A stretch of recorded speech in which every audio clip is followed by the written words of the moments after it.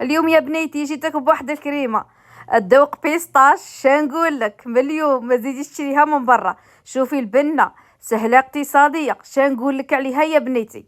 نبدو ونقولوا بسم الله. عندي كمشه نتاع بيستاش، وعندي حوالي واحد 100 غرام نتاع كاوكاو. نحمصهم في الكوشه، نعطيهم حقهم في التحماص. نجيب الاشوار تاعي، نحط فيها هذاك الكاوكاو وهذاك البيستاش، وندير 3 مغارف نتاع السكر ناعم وشويه ملون نتاع بيستاش. هنا الاشوار ما خرجش عليا البنات، تي ديري البلاندر ولا ديري البراميكسر. تحليه هنا ماشي تحليه غايه الغايه، عادي نعاود نبدل. نزيد معاكم ربع كاس نتاع ماء مغلي. والكاوكاو كي درته في الاشوار درته حامي من الكوشه ديريكت في الاشوار، وانتيا من الكوشه ديريه في البلاندر ولا بالبراميكسر. درت معاكم ربع كاس نتاع ماء مغلي. حنا ماناش نحوسو على عجينه بيستاش، رانا نحوسو على كريمه بيستاش.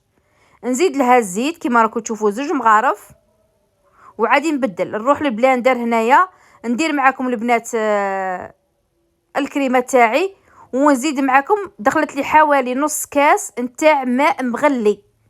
دخلت لي نص كاس تاع ماء مغلي و6 مغارف تاع زيت للامانه. ونخليها تتخلط مليح مليح في البلاندر. وش نقول لك عليها يا بنيتي؟